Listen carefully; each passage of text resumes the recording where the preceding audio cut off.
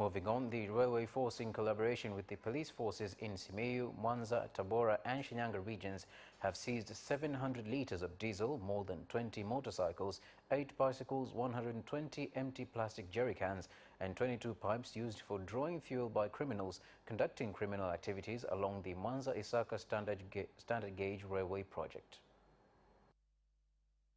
Kama hicho kwa mwezi Januari hadi Novemba 2022 tulikamata madumu ya mafuta ya diesel ya lita 13.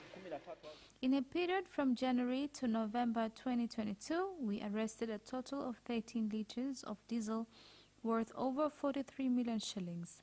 Also, 21 suspects were arrested and already taken to court in connection with theft at SGR construction sites. Hivi ambavyo tunaongea sasa, askari wetu katika hii mikoa yote mitatu, askari wa CID, askari wa uniform, askari wa intelligence, wakishirikiana na wananchi, tukiwa na magari, wameendelea kufanya operation kali kabisa.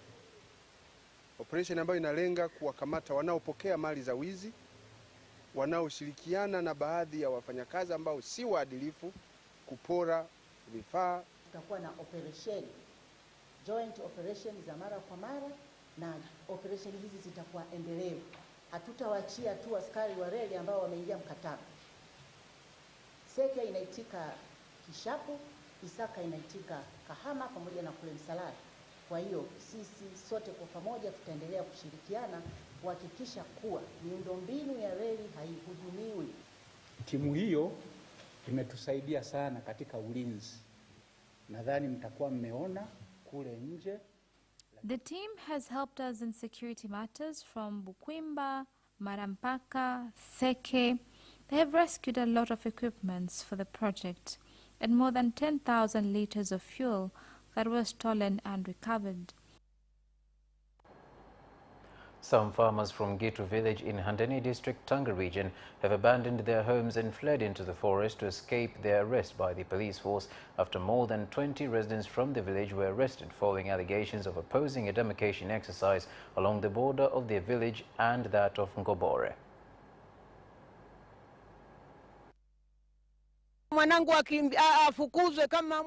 My child is on a wheelchair. He left his children suffering. I'm not in a position to take care of them. I have issues with my leg. Who will help me? All my 3 children are gone. 4 of my grandchildren are also gone. Who will help me? Kwa niaba ya mwenyekiti wetu wa Chama cha Mapinduzi Taifa, on behalf of the National CCM Chairman and President of the United Republic of Tanzania, Dr. Samia Suluhu Hassan, we are sending our condolences for the loss of our fellow whose death is connected with land conflict in this village. Our leaders will be very disappointed once they hear this news. We cannot allow people's blood to go in vain while there are leaders in this country. The President and Chairman of the Revolutionary Council, Dr. Hussein Ali Mwinyi, has awarded computers to 1,142 Form 4 and 6 students who had excelled in their national examinations, being implementation of a pledge he had made last year. Speaking at the occasion at State House in Zanzibar, President Dr. Mwinyi also stressed on the government's commitment to revolutionize the education sector.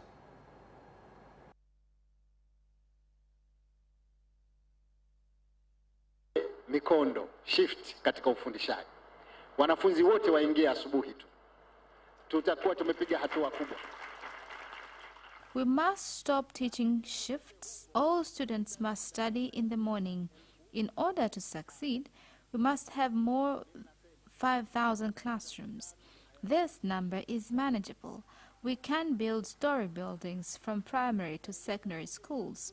We shall make sure that in one classroom there will be not more than 45 students. Ambao tunauita e-wema ambao utaunganisha Wizara ya Elimu na skuli na taasisi zote. E-wema will connect Ministry of Education, schools and all relevant institutions to allow teachers, students and ministry attendants receive academic information without using internet. It is a very big project and soon we expect the system to start running under Austria ICT department. Hawa ambao nawapa motisha leo hapana shaka watakuwa miongoni wale ambao vile vile watakuwa wamenufaika na Samia Scholarship. Those that motivated today, without a doubt, are the ones benefiting under Samia Scholarship. The government of the United Republic of Tanzania is giving out scholarships to science students in Zanzibar. 10 schools have benefited from Samia Scholarship. The Minister of Finance and Planning, Dr. Mwigulu Nchemba, has said that the large number of tax evaders in the country has caused the burden to fall on few compliant taxpayers. Minister Mwigulu Nchemba made the statement in Dar es Salaam during the first national discussion that aimed to collect views on how to improve tax policies in the country. Kasababisha wale wanaolipa kiuhalisia kodi wabebe mzigo mkubwa.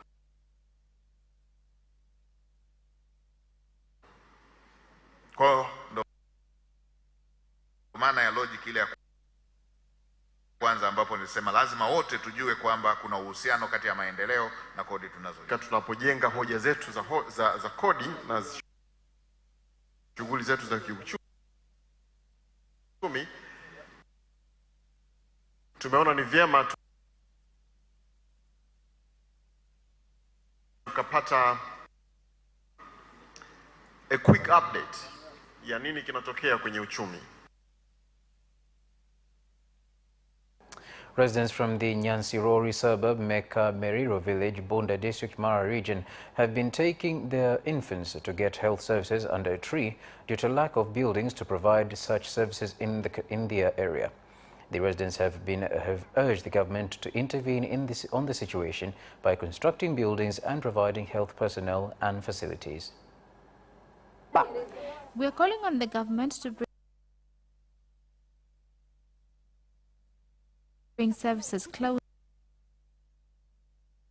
for women and children to get maternity services here. Women are suffering a lot in accessing the services. Kwa hiyo sasa ili wananchi ambao wako mbali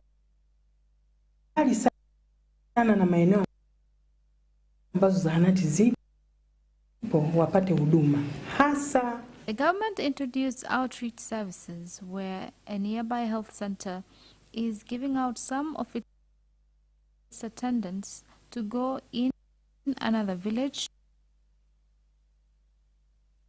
to give out services to children. Nyantori is one of them. This council cannot afford to construct health centers everywhere.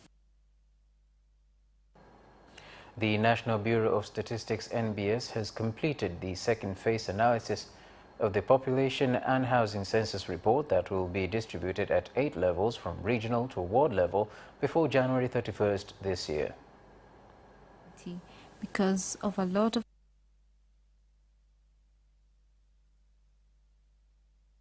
construction activities, farming activities, and so on. Youth should stop looking for jobs they like. Ambayo itaendelea, kazi hii ni endelevu, itaendelea, tutakuwa tunatoa kila baada muda na this is sustainable work. We shall continue giving out updates every now and then so that every stakeholder will be able to use these results in building our economy. Jukumu la msingi la kamati hii sasa na kwa awamu hii inayoendelea ni pamoja na kupitia viashiria vyote. Another important task for this committee is go through all collected data. In this meeting, the committee has received 8 documents that were prepared by experts. Hundreds of residents from Burmi Village, Dareta Ward, Babati District, Manyara region, today blocked the Regional Commissioner Makongoro Nyerere's convoy in protest of having water meters installed, claiming that they were not involved in the exercise by the Safe Water and Sanitation Authority in the district, Bawasa.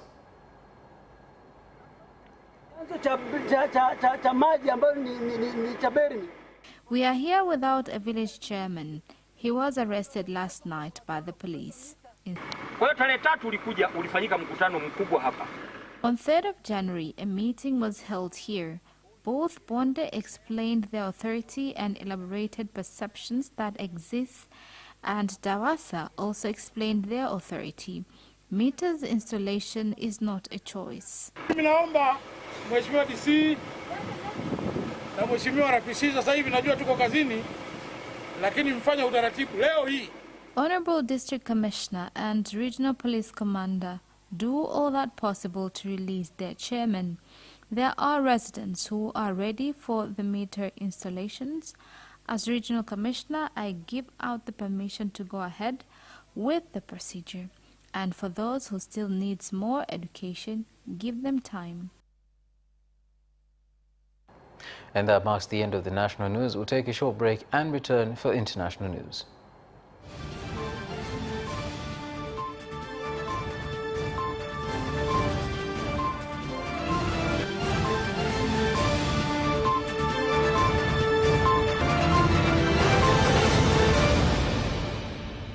To have you back, and now international news. The Minister of Finance, Planning and Economic Development in Uganda, Matia Kasaija, has said that 2.8 million Ugandans out of the 17 million are members of the National Social Security Fund, and that there is a need for more people to invest in the fund in order to increase its revenues from the current 1.7 trillion shillings to 17.8 trillion shillings. Find them very miserable. Their shoes are like these. Huh? Haven't you seen them? Yeah. Where do you live? Do you live on Mars?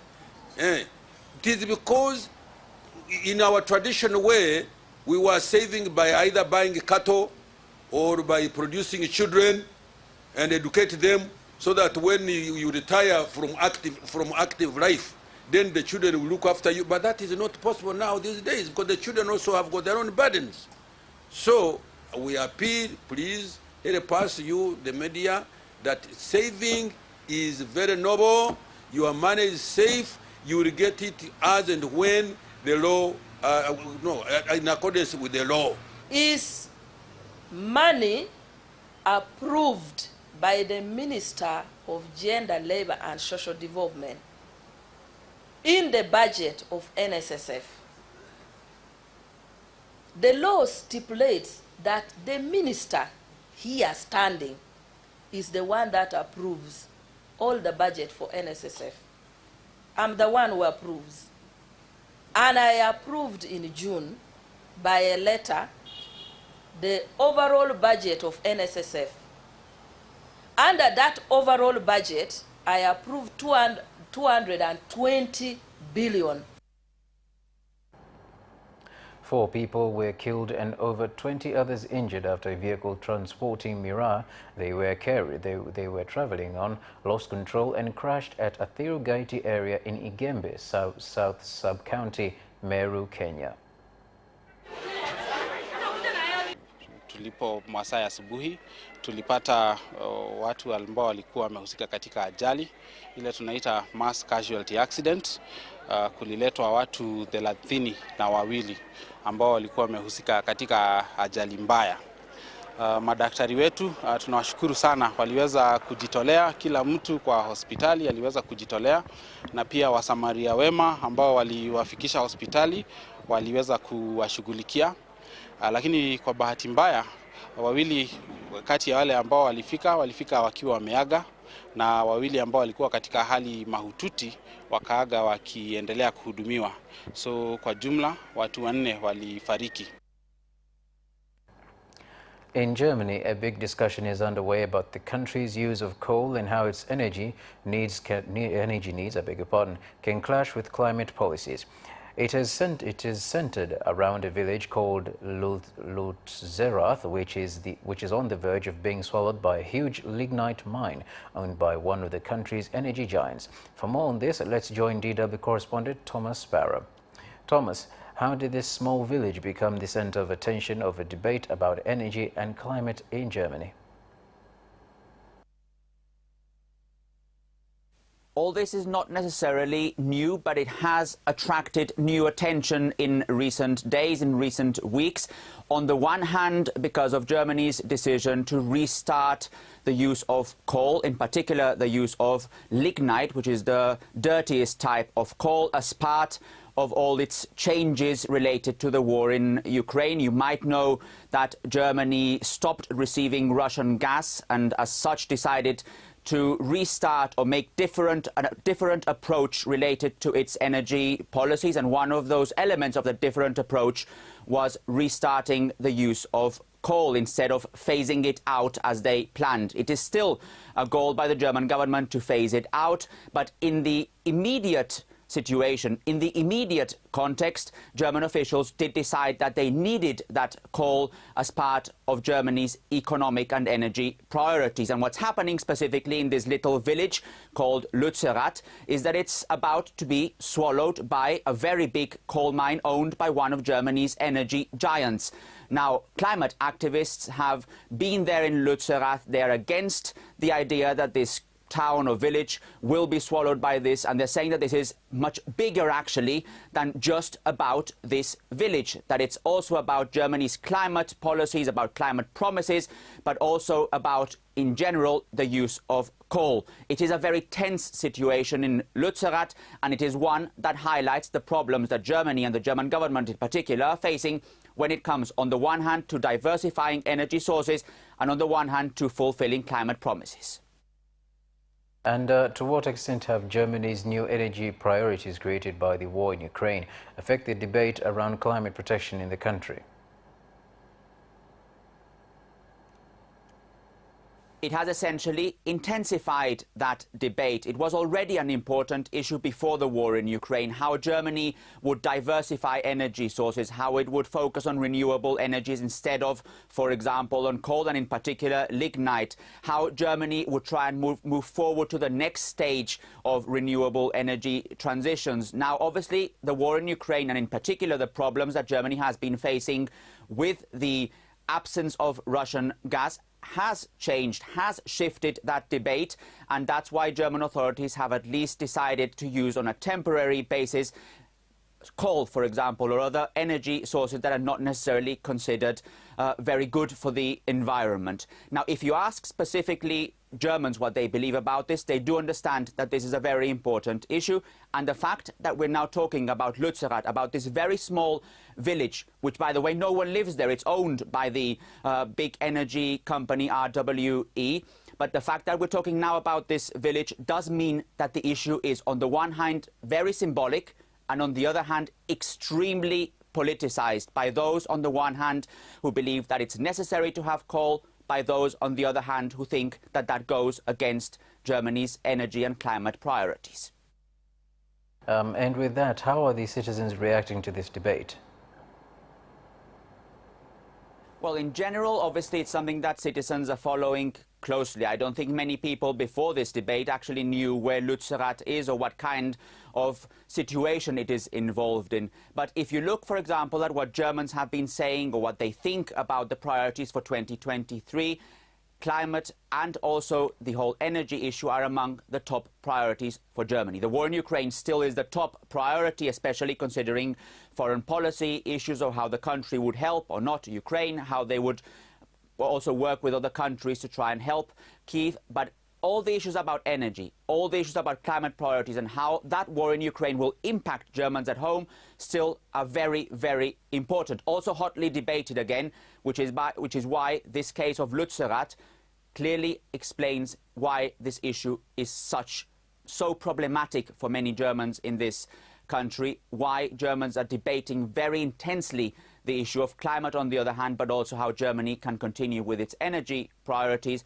without necessarily affecting the environment. Thank you, Thomas, for that update. And that finalizes the international news. We'll take a short break and return for business.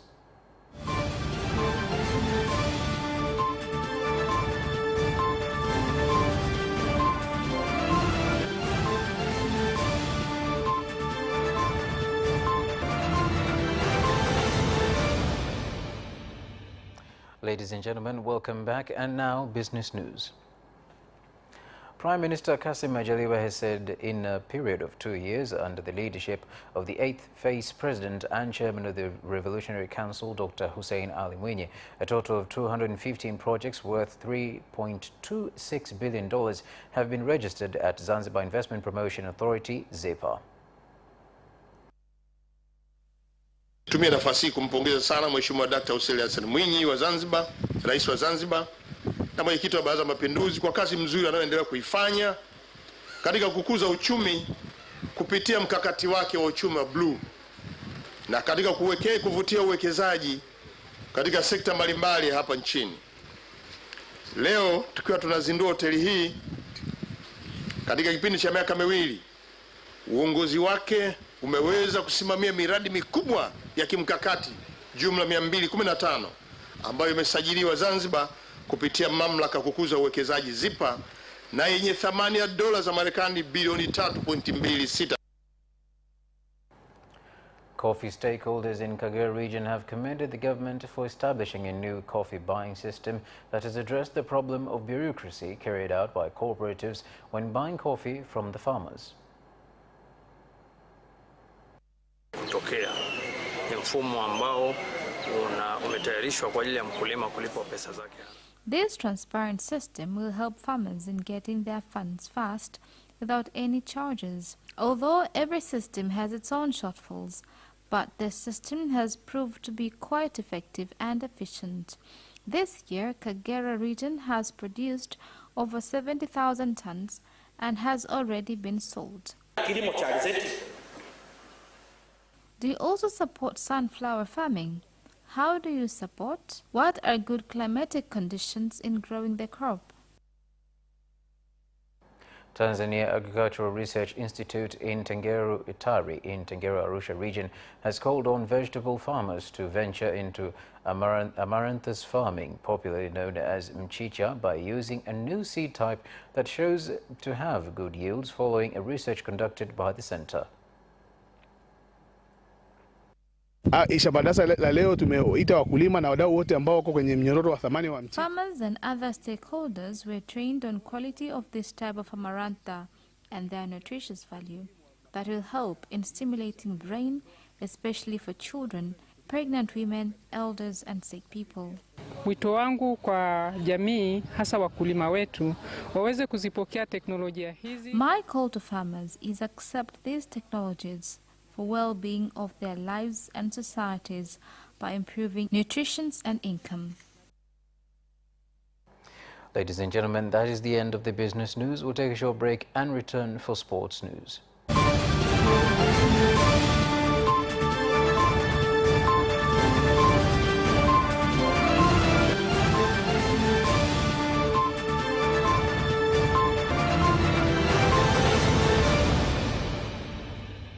Welcome back, and now sports news. KMCFC is expected to travel to Morogoro tomorrow for their next Premier League game against Mtibwa Sugar. Tunakwenda kwenye mchezo mwingine wa away tena. Ni mchezo migumu mpaka sasa kujaribu kuangalia. Hatujaweza kupata matokeo tukiwa away zaidi ya alama moja. Kwa hiyo tunaamini kabisa tunakwenda kucheza mchezo mwingine mgumu kimaandalizi. Nini ambacho tufanye, nini ambacho tunahitaji turekebishe. Jimmy Butler led a record-breaking shooting display from the free throw line as the Miami Heat claimed 112 against 111 win over the Oklahoma City Thunder. 40 of their free throws, breaking the record of 39 for 39 made by Utah against Portland in 1982. With 23, Butler has tied with Dominic Wilkins for the second highest number of foul shots in a game without a miss. Butler scored a game-high 35 points in total, his final free throw with 12 seconds remaining proving to be the game winner as Shai Gilgeous-Alexander's attempted three-pointer for Oklahoma City bounced off the rim. Paris Saint-Germain's owners, Qatar Sports Investment, are exploring the possibility of buying a minority stake in the Premier League club. PSG president and QSI chairman Nasser El Khelaifi met with Tottenham chairman Daniel Levy in London last week. Manchester United's owner, the Glazer family, have said they are looking for new investment and would also consider selling the club. Liverpool's owners have said they would consider new shareholders. And that sports item ends our news bulletin for tonight. Thank you so much for watching and good night.